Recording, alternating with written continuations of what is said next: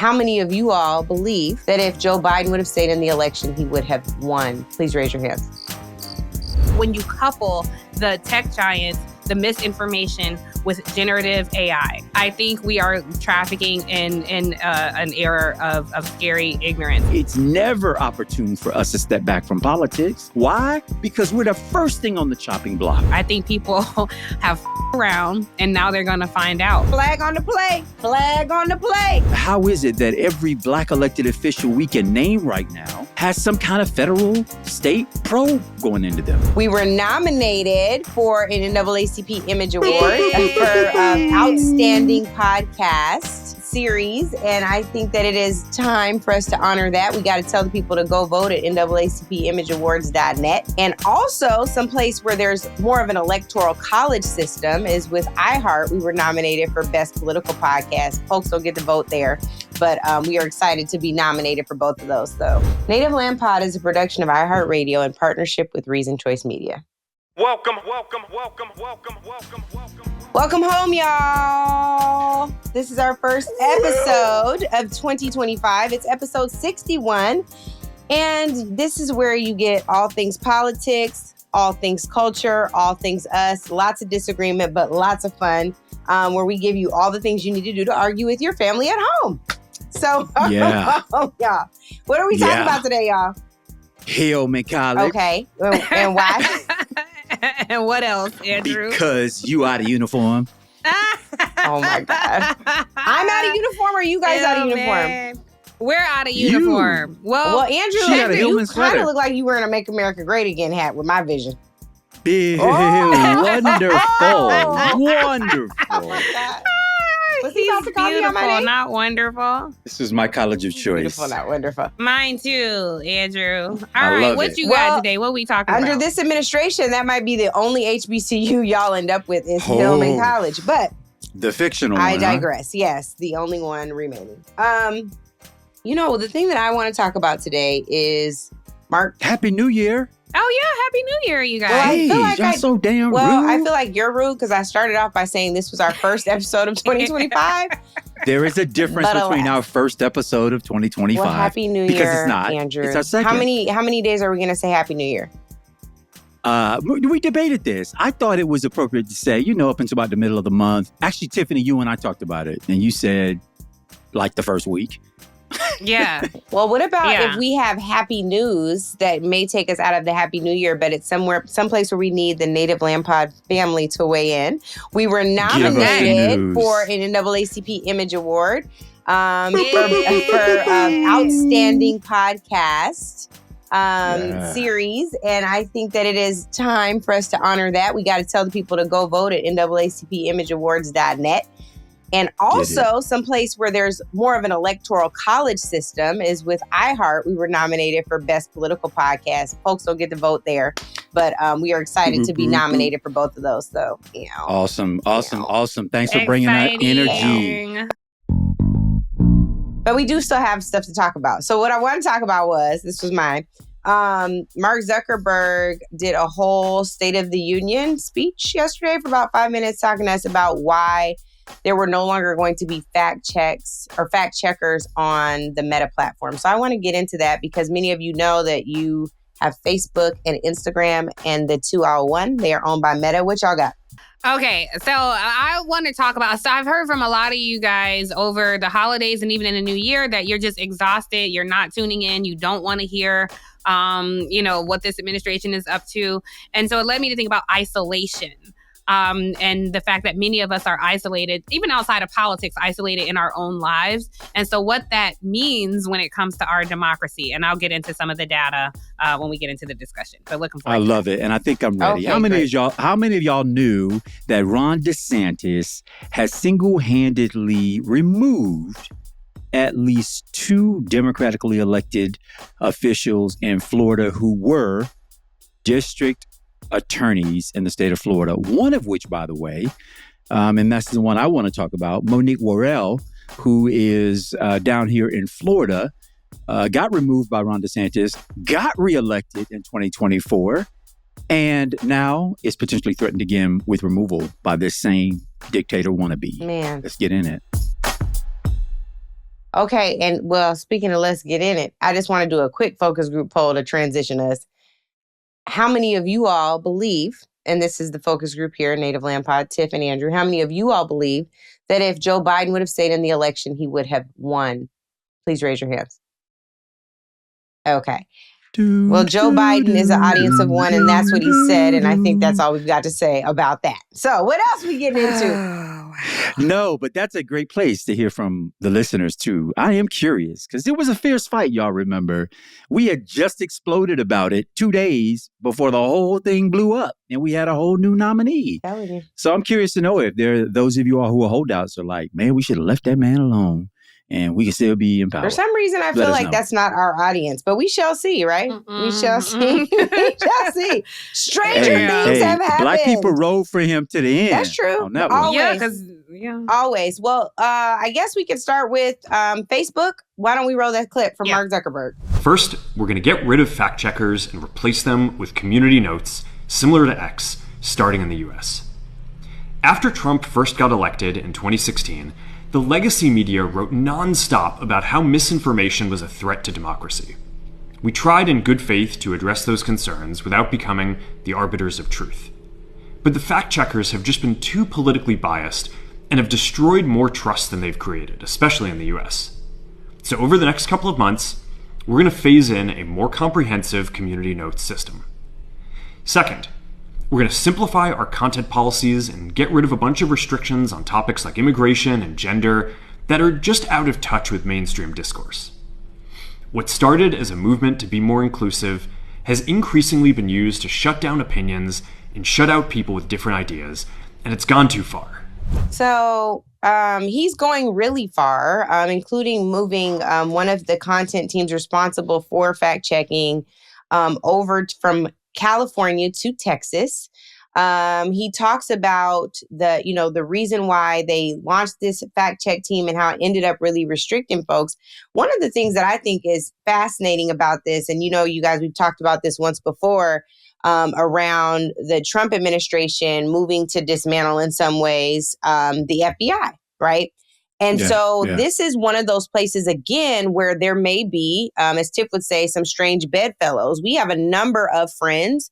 There are a number of Black influencers on Facebook, on Instagram, who regularly complain about their content being censored and taken down and restricted. And so I'm curious to know if this is something that is only going to be for Trump supporters and folks who are, spewing hate speech around immigration reform, around gender, or will it also be expanded to include everything that says BLM? The other thing you all should know in this 5-minute State of the Union, he says that they restricted quite a bit political content on the platform, and that they are now going to open that back up. So now I'm wondering if our Instagram mentions about to be popping. That's what I want to know, because we knew that our stuff was also being restricted. We would get a certain number of views and the likes would plummet and that kind of thing. So we'll see if we too will be impacted by this. I want to know what y'all think about this move. And he even references in this clip that he wanted to have a community base of fact checkers or folks that weighed in with community notes, as he says, similar to Elon Musk's X. So I'm curious to know what y'all have to say about this. Well, What's don't up, all news jump lady? at once, but I'll jump in. I'm reminded of what happened in 2016 before any of these standards and practices were put in place at Facebook. And what we saw were foreign entities using Facebook in particular and Instagram to target people who look like us specifically. The Internet Russia agency spent millions of dollars on these campaign ads. And so now I'd imagine Russia has company. I'd imagine Iran might have some desired influence here. I imagine China might have some desired influence here. And so that's very scary. And I think it's senseless not to imagine that were it a more progressive administration been elected, that Mark Zuckerberg would not be instituting these policies. Right. I think it's interesting to look at these tech giants who have come and bent the knee, not only in policy, but also in funding. None of these people have previously given to inaugural funds, and yet they are making it rain on Donald Trump, which really creates, I think, a very scary relationship between the private and public sectors, especially with, President Elon Musk and his vice president, Donald Trump, and all the ways that Elon Musk has these multiple tentacles in the United States government. And he is essentially overseeing policy to regulate the regulators, the people who would be regulating him. So I think it's a scary time. I think we are in a time of misinformation, disinformation, and quite frankly, a lack of interest in any information that doesn't directly benefit us. So I think we'll see a lot of danger from these policies. The question I have for really you, Angela, because Andrew, I know you don't really traffic in social media much, but like I'm off Twitter. It's just such a graveyard there. It's not even, anything interesting there anymore. But I am on Instagram. And I do wonder, what is our role, particularly as, people on this podcast, but also, I post other things about other things on Instagram. And I wonder, am I being hypocritical by staying on that platform, knowing what it is? I'm on, Amazon. I order things on Amazon, have Amazon Prime. At what point do we divest? And then where do we go to spread information? I think it's a question. You're not getting your news from Amazon anymore, huh?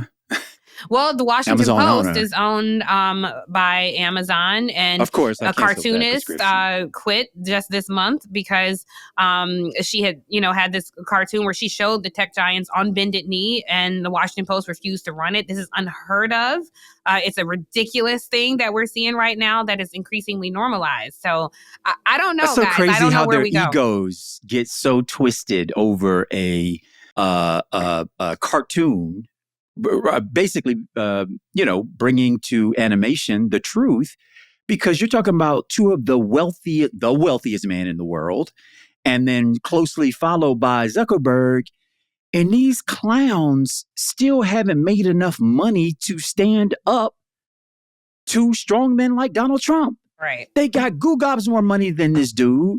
And they're not just bending a knee. They are weak in the knees. I don't think they're they weak are. in the knees. I don't think they're bending to Donald Trump. I think that they are finding ways to get Donald Trump to bend to them. I think if you listen to the whole thing of what Mark Zuckerberg says in this, I keep calling it State of the Union of Meta, but what he says in there is, we are being restricted in all of these other countries, and there are there's a restriction on content, and we're being censored and all these things, even in China. So as soon as he said China, it was like, ding, the most important thing to him are the numbers. So if he can find a way to get into China, to stay more present and not be fined in Europe or in the EU, he is going to be winning. It is about I don't doubt that, Angela. I'm just saying, he's the fool then, because all of us who observe Donald Trump knows that Donald Trump is only loyal to Donald Trump.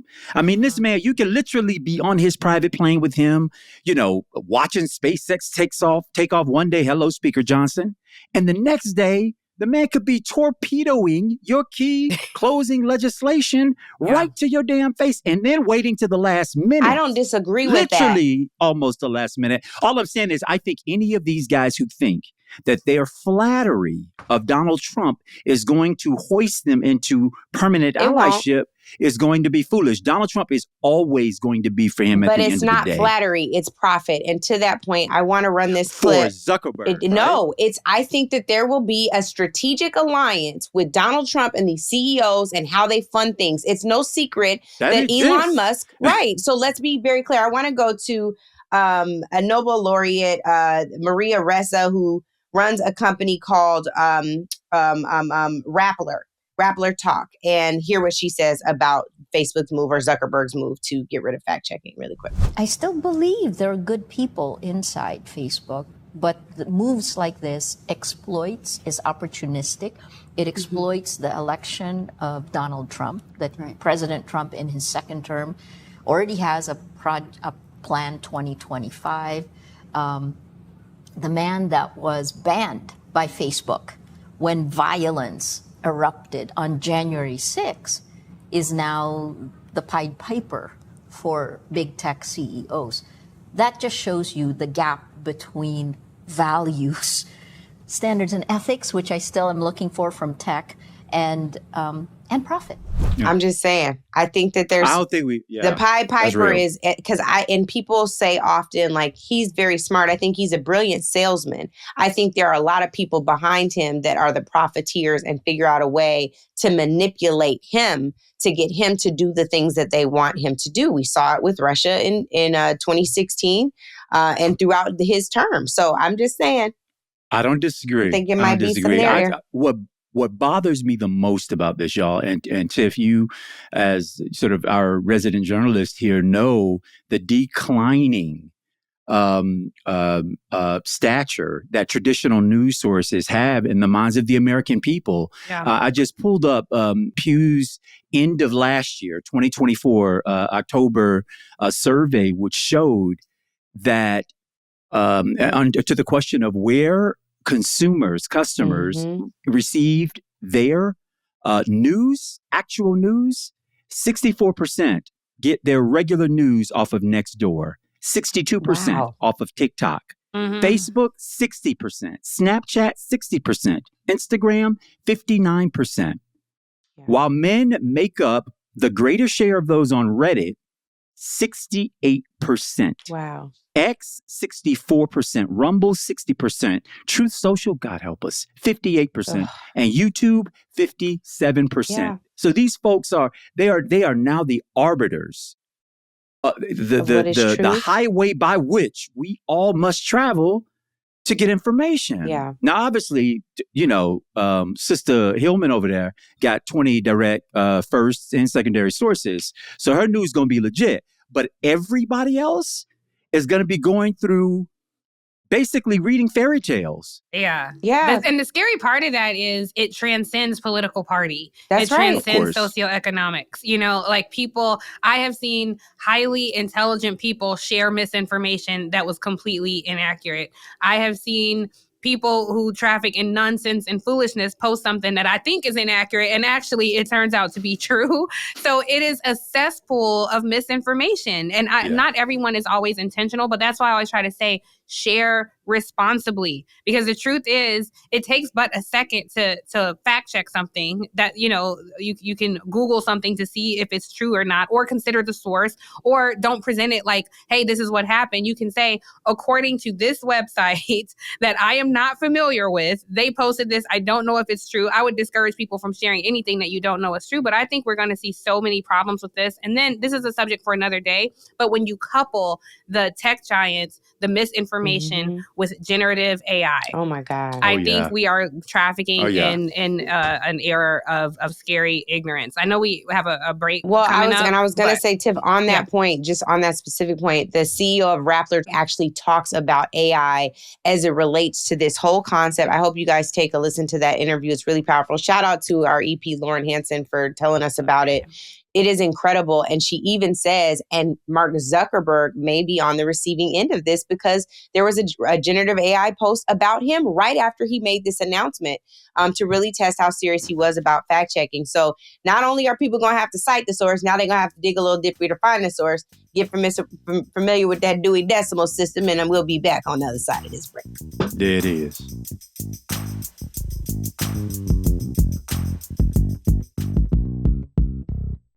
So, Tiff and Angela, I know we got to move on to the next topic, but I am curious, do you think, just picking up from what we just discussed around this technology and merger with politics, do you think there's ever been a time in the American political economic system where the allyship of big money, big industry, and politics weren't always working together hand in glove in some way toward greater profit margins for, yes, the big barons, but also for the elected officials who were in part recipients of their largesse through political support, so on and so forth. You know, as well as I do studying history, that the big barons of the day, the big tycoons, could pick up the phone and get directly to the president of the United States. They could pick up the phone and get directly to heads of foreign nations. That's just how simpatico the relationship is. I guess the question for me is there anything really new here? I don't think so, but this kind of puts me in mind of I thought you were gonna talk about the viewer question about who politicians are listening to. Oh, I didn't know that. When you said bring us with a question, I didn't know it was gonna be your question, but I actually like the question you're asking because there's never been a time. No, I mean even during the inception of America, the enslavers were the power brokers, the people and the framers. Right? Exactly, exactly. Can we play that? Yeah, question? I'd love to hear it now that you mentioned it. Yeah, well, roll that thing. I didn't see the whole thing, but I think she was asking about like something about intelligence and who people are listening to. Oh, okay. What up, Native Land? This is Craig in Brooklyn.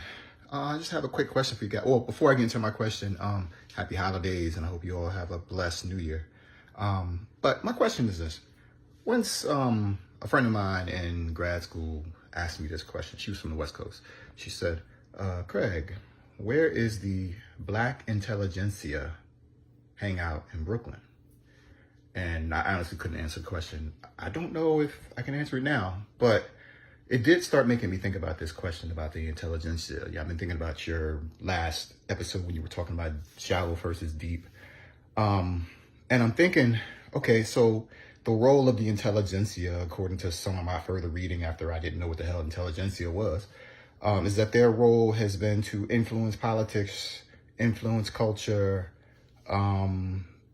Politicians, I guess, in that time looked at them for advice on how to run the world and, how to lead the culture. My question is there an erosion of the intelligentsia in this country right now, or have we reached a point where politicians and leaders don't really listen to intellectuals anymore? Thoughts on this? Let me know. Happy New Year, y'all. That's all right, Craig. Can I just say before we get into the question that maybe there's a sign that maybe we should be reading the tea leaves, because the brother had on an OnlyFans shirt. So my question is, should we have an OnlyFans? Oh, I didn't read that. I'm sorry. I should have kept my glasses on. This is what happens when the intellectuals meet the dummies. I'm focused on the OnlyFans. The Intelligentsia OnlyFans page. What would that look like? What you think they do on that? Go ahead, Tiff Tiffany. You have a segment called Tiff's Toes. I was going to say, I don't want to show my feet, but we can show my toes. I don't want to see my face. But if I can make me some coins showing my toes, I'm okay with that. Oh, my God. I don't want anybody knowing it's me. A Red Lobster gift certificate, as the people would say. From the ankles down, if y'all want to see my feet, and y'all can pay me in Red Lobster gift cards. Oh, Lord. Whole Foods gift cards. This man is going to be like, I asked y'all about intelligentsia. And somehow y'all ended up in the most ignorant conversation of the entire podcast. He was like, they hate the intelligentsia. He was like, they don't know where they at. He like, where they at? Not here.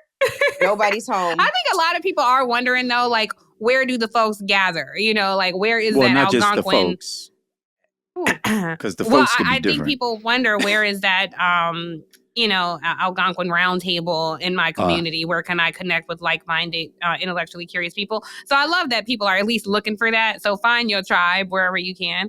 But I understand his question to mean there is this constant dumbing down of the American public. And even when you listen to Donald Trump, like, there is not sensical. Like, if you read the transcripts of some of this man's speech, it's like, this is a bunch of nonsensical, non-sequitur thoughts that he is just stringing together and made I appreciate in politics, as you well know, Andrew, you had a way of communicating very complicated government policy in a way that is digestible and consumable to the masses. That is talent. That is not what this administration does. They go out there and say a bunch of stupid shit, and their audience applauds it, and they receive it because that is the way that they can receive it. And I think that's a dangerous time. I mean, it is not a bad thing to be smart. It is not a bad thing to be intellectual. It's not a bad thing to say, I don't know this. Let me have some curiosity and look this up. And I'm telling you guys, I just think we're getting further away from that. And again, I would say that is not partisan either. I think that exists on both sides of the divide. The scary thing is that their leader is the one saying these stupid things, and he has smart people around him who capitalize off of the ignorance of so many people in this country and around the globe. I'm actually surprised that you would co-locate intelligence or brilliance with public officials automatically, because I long ago stopped equating. What to say it differently? Yeah. That if you are elected, if you are at the helm of a governmental institution, so on and so forth, that there is some intelligence that is immediately inured to you by virtue of your title, your position. Mm-hmm. I think when I was a lot younger, I thought that. Yeah. And then you get up in there and these maniacs. I mean, y'all don't remember the conversation talking about Guam tilting over? Hey, if watch we build it. That's another one of my members. Flag on the play. Flag on the play. But listen. Flag on the play. I don't even know the story, though. So who I will said pull what? it up and send it to you in our chat. Here. But for the viewers, we talked about, so the people listening, can you just tell us briefly? And then Angela can defend it, but I do want to know. Next fight, Andrew. A member of Congress was in a hearing about the expansion of a military base on the island of Guam. Can't stand you. Okay. And he was concerned in his questioning of the general or whatever the titled military official was, that if we were to build more infrastructure cement on Guam, that wouldn't the island just tip over? At some Andrew, point. I'm blocking you on all social media platforms. But I'm curious, Angela, why is that about? Like, if that's what happened, what is your defense of that? Like, why is that? It's just one of my members, ma'am. It's one of my members. So I think this is where I'm not beholden to anybody. Like, I think that is a thing. It was that a is part of the sad, challenge. silly moment, and I think that he deeply regrets it. I think but that you know what? but I'm sure on the other side they say things that they deeply regret. Like, I say things I deeply regret every damn day. But guys, this is not deeply regrettable. This is this is about intelligence. Like, he is intelligent too. He's an attorney. He's on the intelligent. Congressman Johnson, Hank Johnson said it. Wondered if the island would capsize and sink. I think he's clear now. You fell into her trap. She knows exactly what this is about. Didn't. She let us roll it out. I didn't. If I did, I would have explained it myself. Tiffany's a terrible liar. When you can tell when Tiff is lying. I really believed her that she didn't know who it was.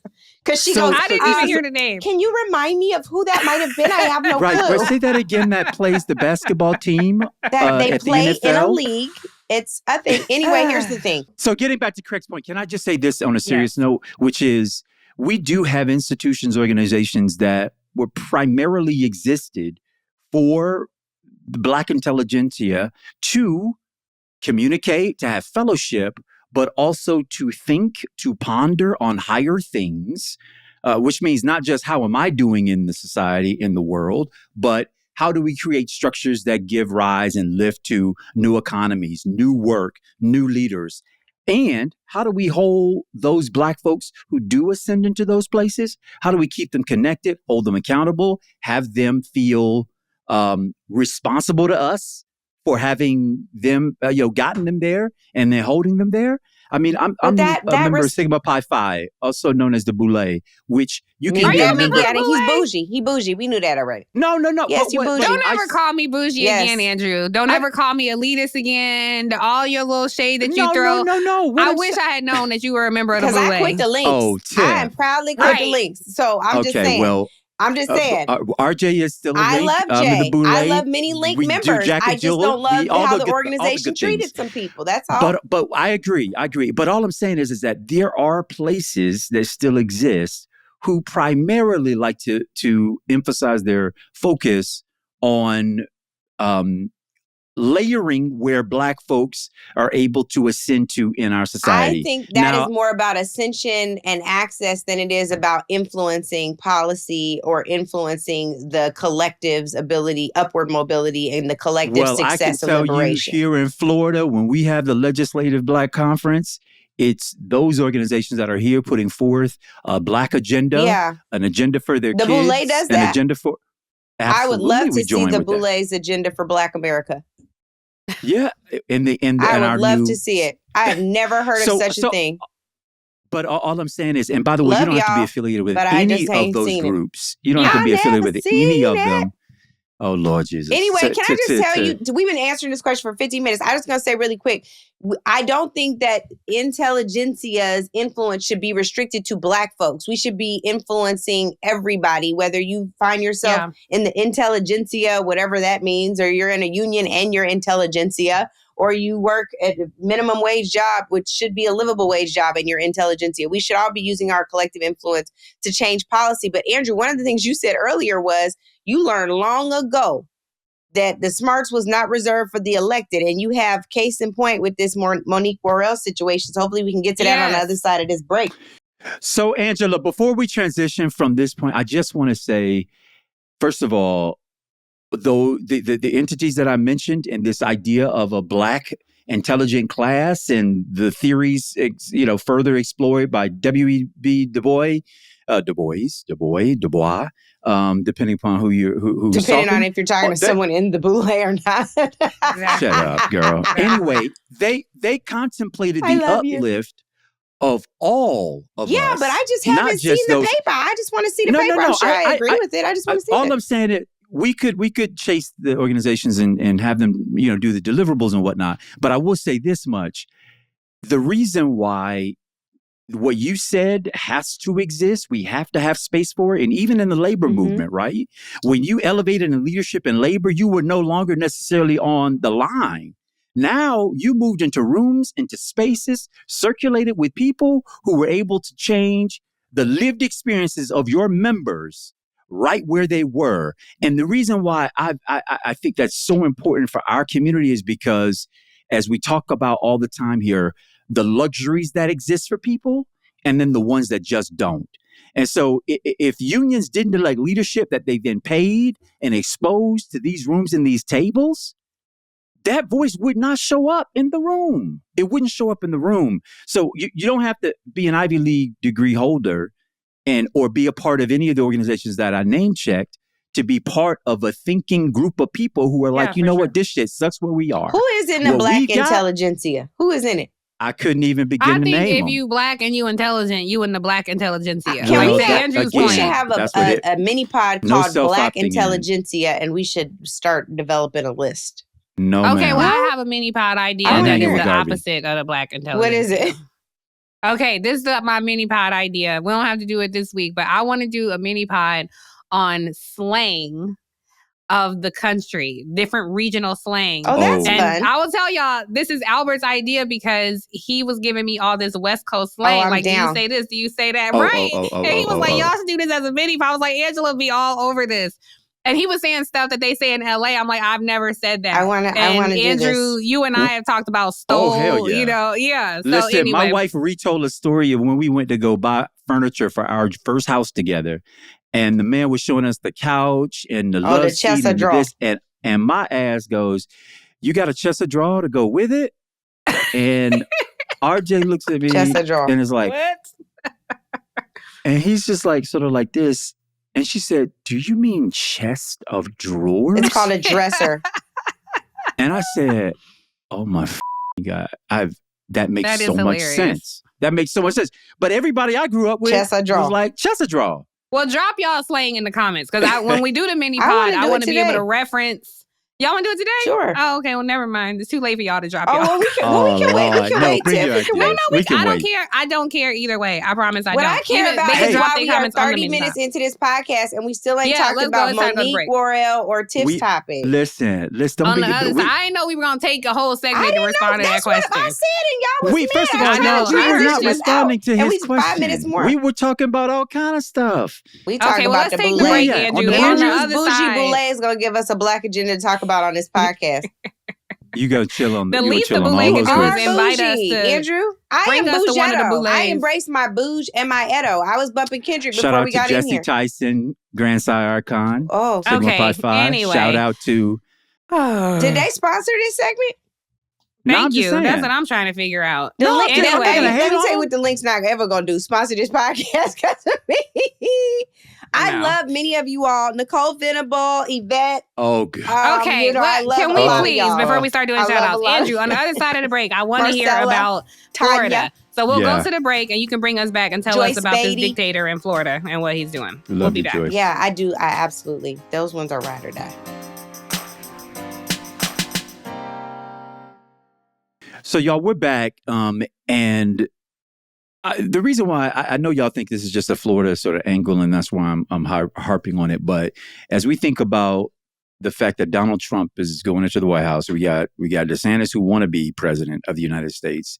Just know that what we are about to experience in Trump 2.0, this authoritarian wannabe strongman dictator, is going to be much more capable of playing that role of strongman. And I will say in part because he has sat in an armchair looking at Ron DeSantis in the state of Florida. And I don't say that as a former opponent. I say that as a citizen, as a resident of this state, where in the case of Monique Williams, who is the duly elected Reelected state attorney and reelected state attorney covering Osceola in Orange County, which for those of you all not familiar, is Central Florida, Disney World, the outskirts of it, Orlando, and whatnot. But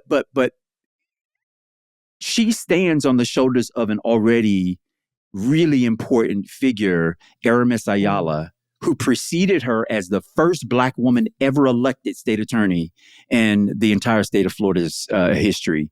And she came after her.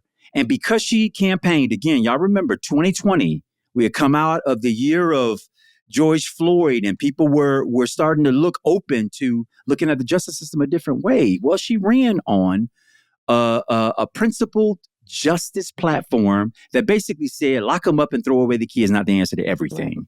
In fact, let's look at the many ways in which justice can be carried out to the benefit of the victim, to the creating the wholeness of the victim, but also doing good and just for the society and the individuals.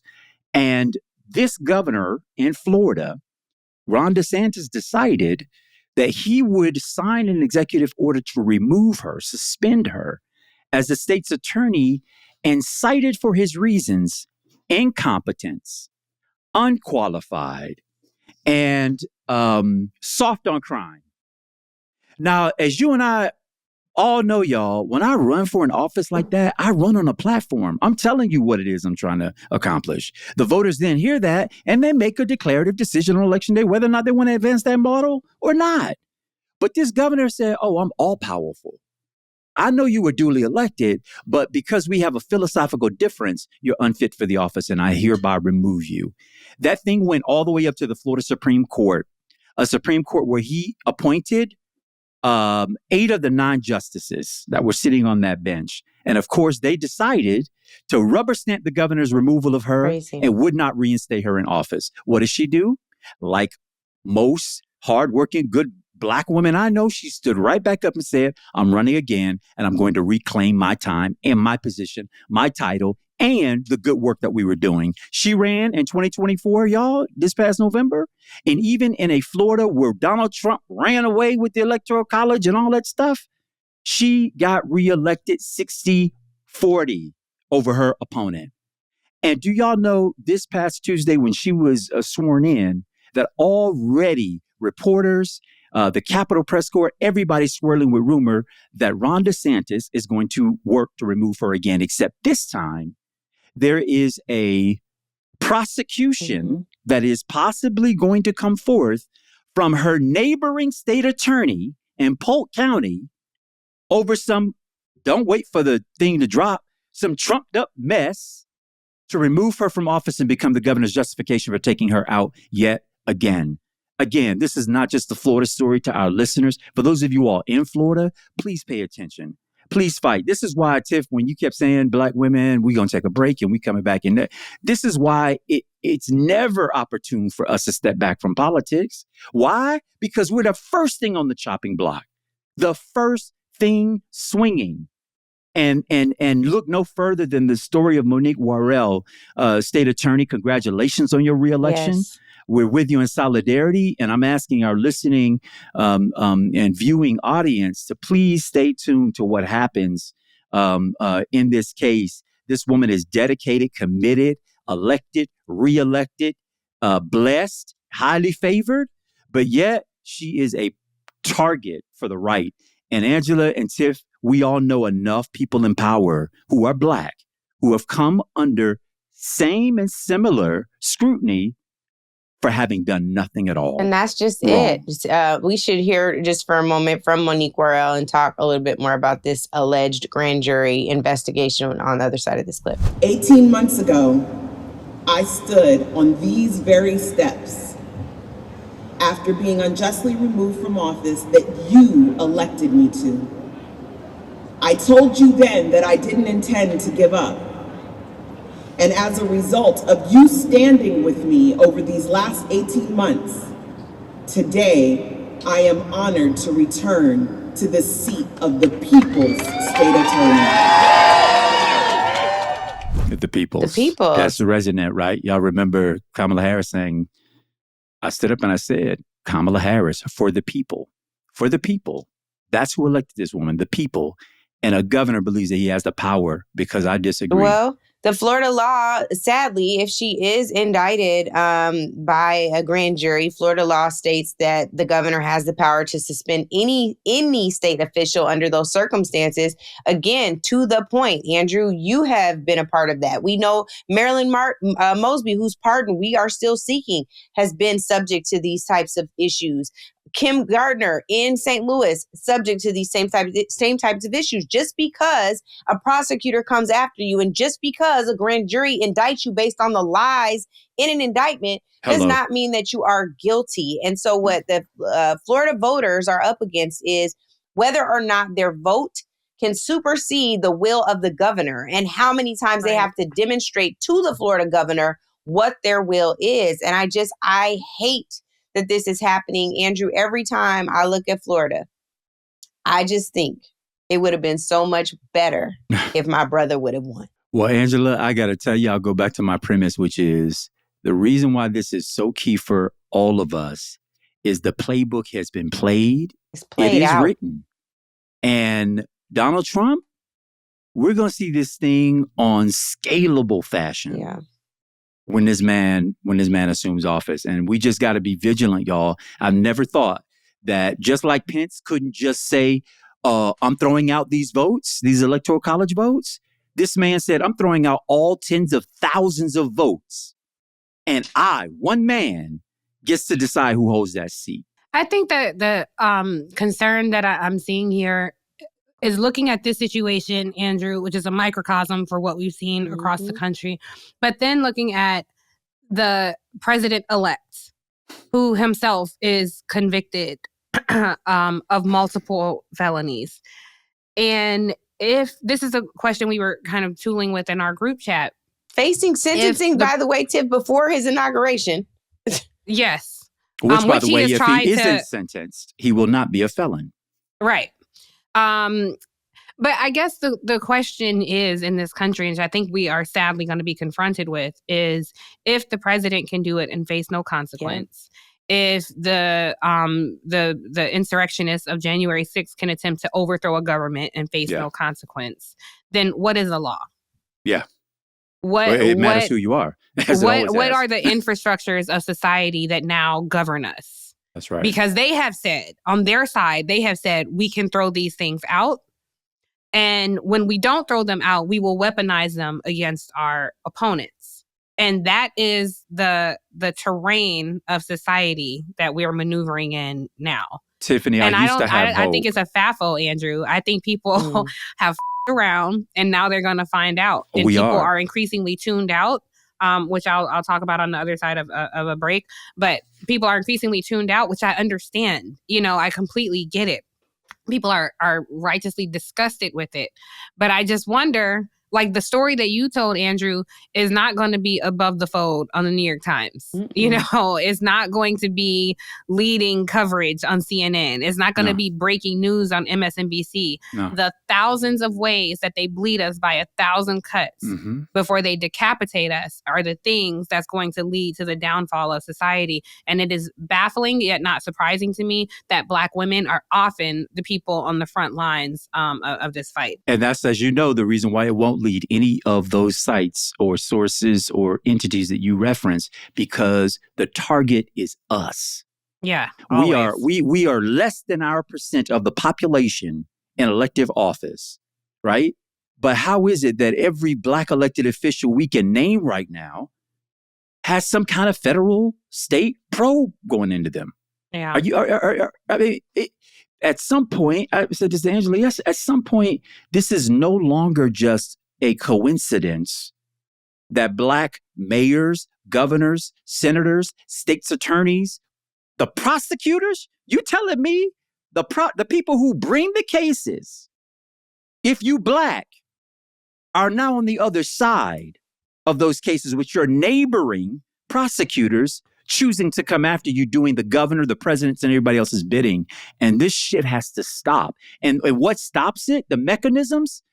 I used to believe in a Supreme Court who said that democracy mattered. But when they decided to hand the keys over to a dictator, that stopped being the case. And now state Supreme Courts, which used to be able to be relied upon to follow the Constitution and law, are following the fashions of their Republican governor. And that becomes the dictate to how you don't even need to read the case law, y'all. You don't have to read the briefs. You don't have to read the weight of the argument. All you need to know is the political party bringing the case on either side. And I can tell you in this state and now in this nation where that shit's going to end. Well, I wonder if we have time before we go to break to get in another viewer question. Please. Do we have time? Yep, let's do it. Yeah. With a quick answer, Okay. not with a 15-minute response, but yes. Okay. Well, I wanted to talk about this particular one because what you're talking about, Andrew, is just the way that this administration is able to subvert the law. And I thought a viewer had a great question about how this administration is not only trying to subvert the law domestically, but on a global scale as well. Let's take a listen. Happy holidays, Native Land Pod. It's great to see you again. To the CEO of Black People, Merry Christmas. To my forever governor, Happy Kwanzaa. To my CAU sister, Happy New Year and Feliz Navidad. This is Donalda, the drama teacher in Florida, coming at you again. I think you remember that I spent my summer break in Central America, where there is a thriving Black American expat. They're not expats. They've moved there, where there's a thriving Black American immigrant community in Panama. And that made me puts on my radar that our president-elect has made recent threats to break the treaty with the Panamanians and take back and colonize the Panama Canal, to which their president has already responded with an FAFO kind of response. But I'm wondering, what do you think the response of the international community would be if the United States decided to break a treaty and try to commandeer the Panama Canal again? What are your thoughts on that? How do you think the international community would respond? Thanks. Happy holidays. Well, I remember when this came up during his first term in 2019, when he first floated the idea of buying Greenland. And I remember I was on set with Craig Melvin talking about it.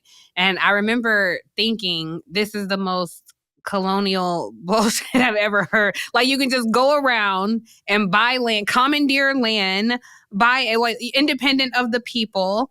And it's kind of the same thing with the Panama Canal. It's a crazy thing. So just so people know, the Panama Canal is actually a man-made waterway that it basically shapes how people can do business there. Well, it's like a cut. It's what do you call it? A cut through. Yes. If we were on a road infrastructure, it's a cut through, so you don't have to go. It's an alley.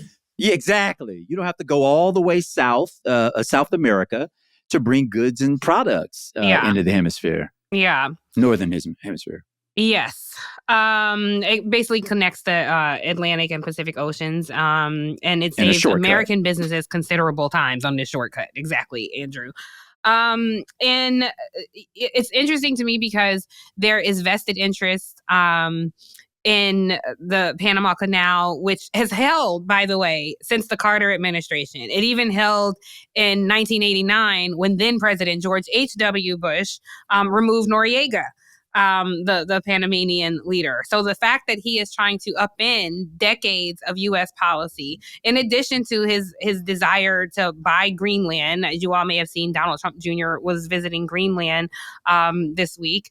I found it interesting there that Russia has a vested interest in the Northern Sea, which of course is a part of Greenland. And so I look at these things and I am hopeful that the international community will not go for it. But I mean, experts will tell you if he tries to seize these things, it will have to be done by force.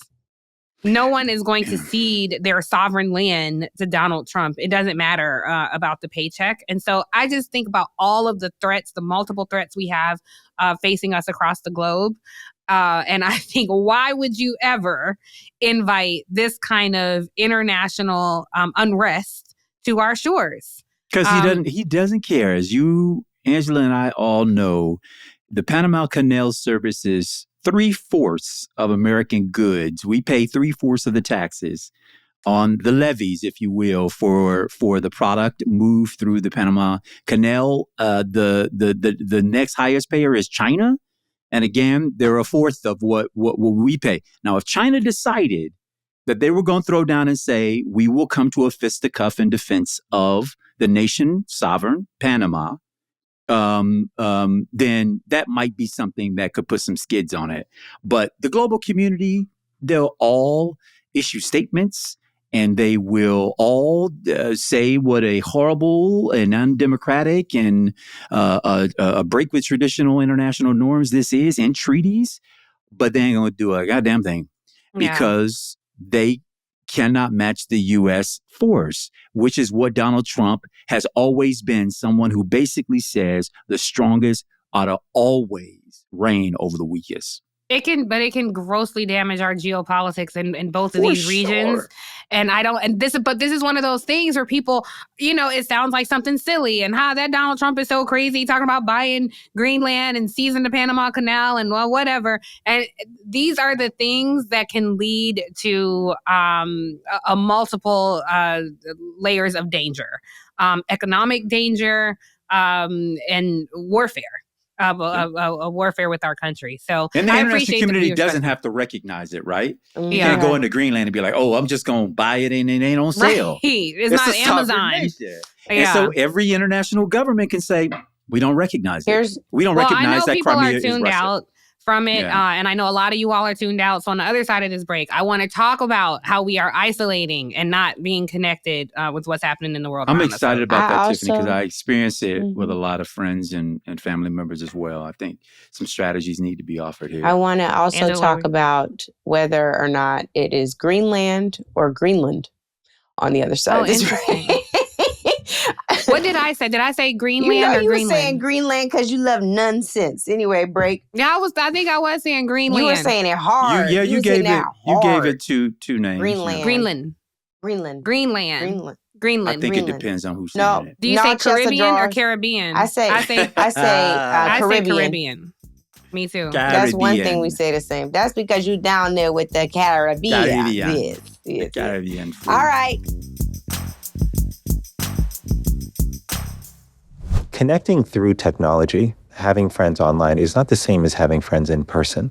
And what has happened over time, especially as social media has become just such a deeply ingrained part of our lives, is that we've moved from having confidants to contacts, from having friends to having followers, a shift from quality of friends to quantity.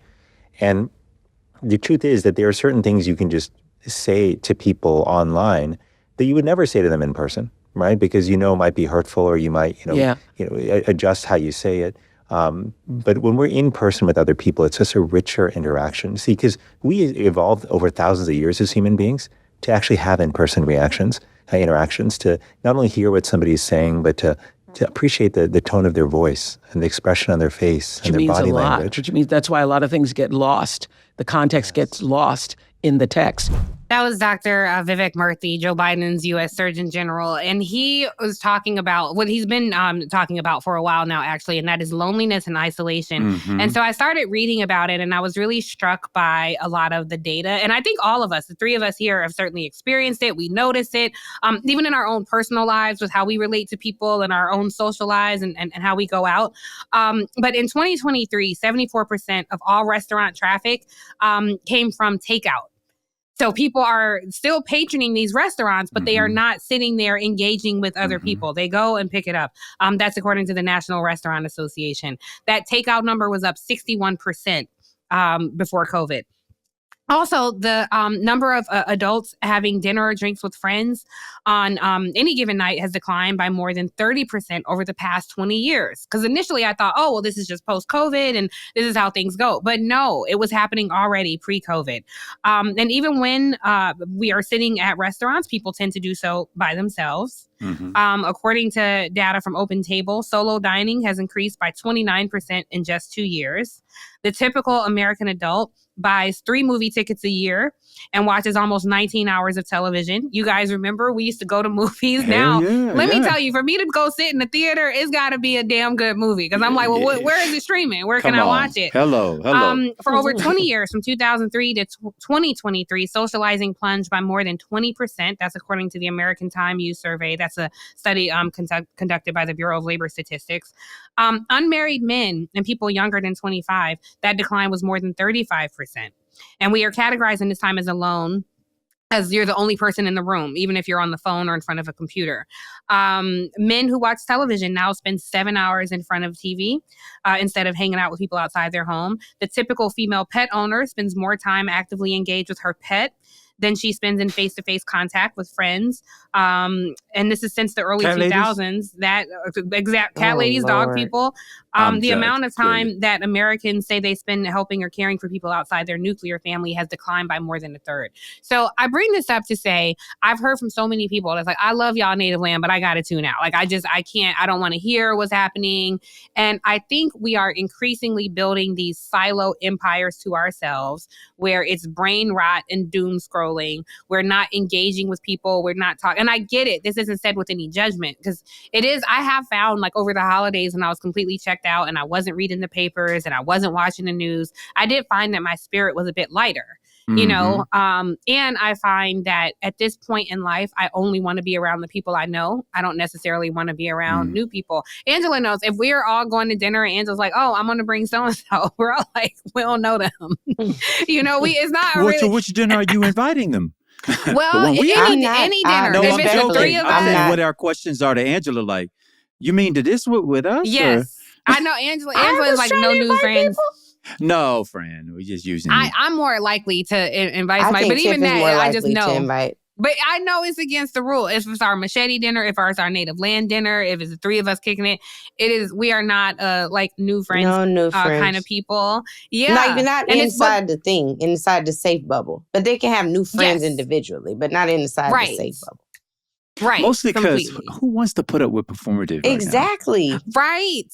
Genuine, authentic connection matters so much. But I do find myself increasingly alone. And it has been so normalized to the point where if I'm getting dressed going out to see people, that is a big, huge deal. And I'll tell you more often than not, Tiff, I don't I'm mad want at you about that. I'm with you, Tiff. I know well, this when life. first of all, Angela, when you were in town for the CDC swearing in, I was sick. I'm not mad at that. I know that you were sick. I know that you were sick and your flight was delayed. I'm still kind of sick. But I am a little mad. Breaking news for those of you who do not know us inside the safe bubble. I think out of the three of us, I'm the most spoiled and probably the most bratty about it. So I have an unreasonable expectation that when I call these Negroes, they pick up the phone. Oh, yeah. And so I don't call. I know you in this hotel. Right. Like, I don't call much, but like when I call, it's either an emergency, I got something real funny to tell you, or I got some real good. Like most time when it's real good, it's about money. So I'm just like, please pick up my call because I'm not calling you I can't say I'm never calling you frivolously, but 9 times out of 10, I'm not calling you frivolously. So I would like for your New Year's resolution to be just a 1 in 5. Can you just answer 1 in 5 calls? and would so decrease let's your talk about that. isolation a little bit. The phone. So part of the reason why I missed a I call from the FaceTime vice you. president, y'all, twice We know. because I was not answering my phone. She is not I in do this typically safe keep bubble. my We love her, phone. but I'm talking about Yeah. in here. But I'm not looking at my phone is my point. Like my phone will be in the other room and it'd be But you downstairs. see So I it at try to some keep it point. away from me. Sometimes, but I I'm so typically glad because it's you I on this have, end. but I have so many missed calls. Not that I'm like popping like that, but everybody be blowing me up. I have so many missed calls that I don't always look through and see because I'll tell you, it is overwhelming to me. It is I'm not overwhelming. going to call you that many times for it to be overwhelming. But But if you, Tiff, I but think even it's removing overwhelming you in this and new What just if you give normal. me a spa ringtone? It'll feel good. no, like, We're gonna but get back I to think the if you, but broader even yes, meta. because if you remove yourself from it and just look at like it's this device that's living and breathing and begging for my There attention, has to be maintenance. right. I want to throw it out the Well, I window, can't knock so on I your don't door because typically you're go thousands of through miles and look away. at my text or missed calls. So sad. And so when I'm trying to be present, and I definitely don't. When I'm with people, I'm not looking at my I phone. give If you we're a out to pass dinner, for that. I'm not looking at my phone. I'm just talking about when you're watching I just Netflix. say if you live here and you said, "Hey, Tiff, let's go to breakfast on Tuesday at 9." But I I'm don't there. Let's live have drinks there. on What if Wednesday. we at have 3. a I know. virtual breakfast? But I think the point I'm making about just being attached to the phone and attached to these devices and being I think it's not disconnected the from it attachment all. to those devices. It is much more. I think you hit on it. This anxiety, the energy that it takes to do a thing, is a term that you all have helped me grow more accustomed to. The thing that used to cost me nothing in energy. Yes. Like, it takes so much to even yeah, look at my phone. It takes so. I'm bracing myself because I'm like, what's I feel the anxiety way down on me like this. In an unhealthy way. It's like an elephant on my chest. And I'm going down a roller coaster. That's what it feels my like. phone goes on ringer when we leave kids with sitters. Yeah. Otherwise, let me tell you, like Christmas, I had the best time. This is getting to your point, Tiffany. I didn't know it was what I needed. But we had like, my mother, my father-in-law, my mother-in-law, my wife's godmother stayed with us. We 14, 16 people in the house, air mattresses everywhere. My kids weren't on their tablets. We were playing outside. We were talking. We were laughing. We spent the whole day in the house, never leaving and never getting bored. And present with each other. I couldn't tell you where my phones were for about 12 days. It felt and amazing. I know to my friends who were like, we texted you Merry Christmas. I'm so sorry because I know you wish me a Merry Christmas. And when we see each other, we're going to love and we're going to embrace and this, that. But that time, that energy spent, again, I would not have written it in my wish list of things to do. But when it happened, it was exactly what I needed. And I think it was that way for everybody who was in our space. Angela, you hosted folks and you were like, I have the vibe. They ain't want to leave the house. We got days on days on days. But it was good. But Angela, you're very responsive. And one frustration I have is when you're sitting with people and I've taken the time and I'm sitting across from you and you're like this the whole time, I don't like it. I never see you doing that. And I'm like, how the hell is Angela so responsive? Because when we're together, but if we're like about to do a live show or something, that's different. She's solving a global problem. No. Right. But when it's just like we're chilling, I don't see you like this the whole time. It's I true. had people over, Albert and some other folks came over my house over the holidays and Albert was being silly. I have to send you the video because he was like, I don't consent to my video being taken, but if something happens, call Angela Rye. Get Angela Rye on the phone. If something happens to me, get Angela Rye on the phone. He's so nuts. No, but he's hilarious. I try not to be on the phone that much either, but I do take pockets and dedicate time to being responsive. The reason for that is, and it's funny that we're having this conversation because Leonetta, you guys know Leonetta is my best friend. She we were in a debate yesterday about why I should be her emergency contact. She was like, y'all never pick up the phone. So it's funny that with y'all, I'm responsive. With most of like the rest of the people in my circle, my dad will tell you 9 times out of 10 he calls me, it's a missed call, but I'm gonna call him back in 2 or 3 minutes. I'm lucky if Tiff call me back in 2 or 3 days. Okay.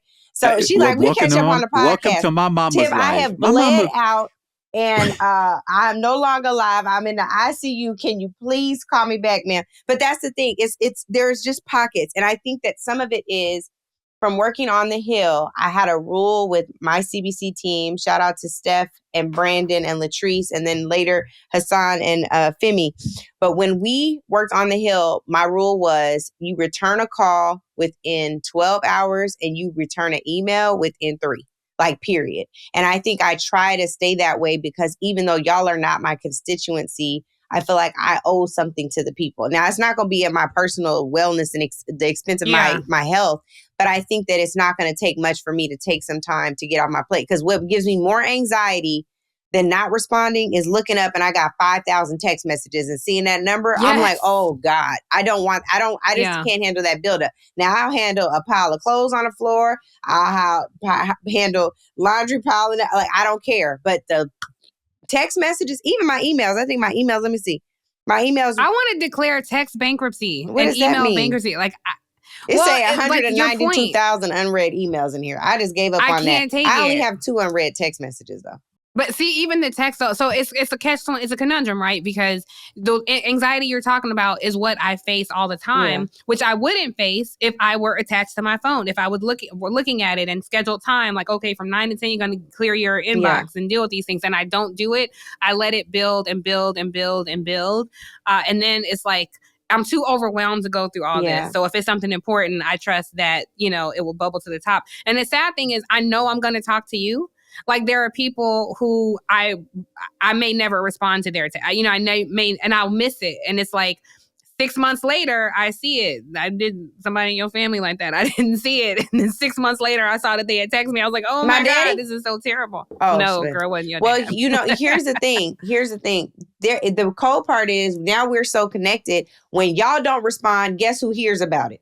Oh, you know, your dad never called me, by the way. He was supposed to. He gonna call you as soon as he wants you on the radio show. But when y'all don't respond to anybody, not just Papa Rye, anybody. Oh, that's true. And I texted your friend. I texted Andrew. Yes. I texted. I'm like, oh. And then I got to try to call y'all, and neither one of y'all going to answer. But I know. You know what I think we should do? We talked about postponing the slang that I was very excited about, but to get... We can do that. I don't care. We should get... We do like our audience, so we can get their feedback, NLP fam's feedback. Okay. But what do you guys think about... Part of this is selfish. But I kind of want to talk about health in the new year. And I feel like this mental health piece is important. Going into Trump's inauguration, figuring out how we balance all of that is important. But I also started some New Year's resolutions I'm excited about. So you want to do that for the mini pod? pod? I kind of want to do it for the mini pod. Okay. Yeah, I like that. Yeah, I'm with it. Andrew, why did you all of a sudden get blurred out? Are you in incognito? You pixelated and then you were on mute. What is going on over there, Andrew? Remember when he started earlier? He was like, what do you think about? What are you? You've got mail. I don't. Everybody can't afford y'all expensive internet. What's the dude? What was the commercial in the 80s where the dude came on? Max? Was it Max? The Pepsi commercial? Pepsi. Oh, Max. That's Andrew right now. That's you, Andrew. That's how you look. You look crazy. I can't even see you. They're not going to see it, though. He's going to look regular when they see the footage. Is it time for calls to action yet? I think we called and acted, but let's see what you got. Yeah, we there. I got a call to action. Hear it. Okay, well, I'm cheating because I have two. Oh. One, my first most important one is please vote, you guys. The NAACP voting. When does it end, Angela? Do you know? I think NAACP, I know, ends on February 7th. Okay. My birthday is February 6th. Hey, and all I want for my birthday is not big booty. Is a big booty guy. California, baby. All I want my birthday for y'all to vote. California, Andrew? Please. I don't know where that came from. It's so I don't know where that came from. That's the first call to action. NAACPimageawards.net. That's our collective call to action. Please vote. Tell your family and friends to vote. Like, overwhelm the website so it's shut down. Vote. Angela thinks we gonna have this new uniform of all black, which I can commit to in person. I don't know about on the podcast every week. I promise in person I'm gonna be in all black. Podcast news and information on NAACPimageawards.net under the television and streaming category. I'm giving this because you got to click a few times to get there. Okay. You should vote, Andrew. Exercise your franchise. Vote. Yes. My other call to action is, okay, so we're going to postpone the slang mini pod. But so if you can, drop us a video or a comment with the slang that you use in your region. Because West Coast folks got different slang than down South folks. Down South slang is different than Deep South slang. It's Deep South slang is different than Slangs tri-state slang. Yeah, sayings, all the colloquialisms that define us as a people. And then there are going to be some commonality in there. Like there are things that we all say that found its way across the country that is just exclusive to us. No matter how much they try to steal from us, we are a bottomless bucket of dopeness, of swagger, all of it. By the time they start saying it, we already moved on to the next thing. If it don't exist, we'll invent it. And we keep. Right, exactly. So I want to hear from y'all. What do y'all say in your region that we might not be up on? Give it to us. Mm-hmm. So that's my 2 calls to action. I love that. Andrew, what you got?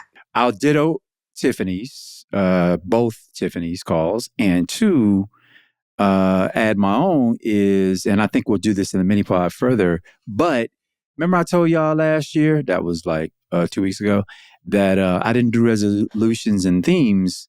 I had a little bit of a growth spurt on that and would ask those who are still refusing to do resolutions and those kinds of things, because frankly, they tend to remind us more of what we're not doing than the things we should be celebrating, to join me this 2025 and reconsider whether or not a theme, a set of goals, a shift in individualized momentum might be the thing that is needed to move you out of the way to having the best 365 you've ever had. Praise the Sounds Lord. like we're going to get into that on the mini pod. Praise the Lord. I love it. Well, I am very grateful for you all. We are a wrap at this point. So we're home. Yep. Okay, Andrew. I don't know where all of these accents and voices come from out of you randomly, but it's very scary. As always, we want to remind everyone to leave us a review and subscribe to Native Land Pod. We're available on all platforms and YouTube. New episodes drop every Thursday with a special mini pod every single Monday. Don't forget to follow us on social media. We are your hosts, Angela Rye, Tiffany Cross, and Andrew Gillum. Welcome home, y'all. There are 663 days until midterm elections. Don't worry, it goes by really fast. Welcome home. Welcome home. Thank you for joining the natives. Intentional with the info on all of the latest. Rod Gillum and Cross connected to the statements that you leave on our socials. Thank you sincerely for the patience. Reason for your choice is clear. We're so grateful. Took the oath to execute roles. Yeah, faithful. Preserve, defend, and protect the truth, even if painful. Welcome home to all of the natives. We thank you. Welcome home, y'all. What's Welcome up, home. sis? Native Land Pod is a production of iHeartRadio in partnership with Reason Choice Media. For more podcasts from iHeartRadio, visit the iHeartRadio app, Apple Podcasts, or wherever you listen to your favorite shows.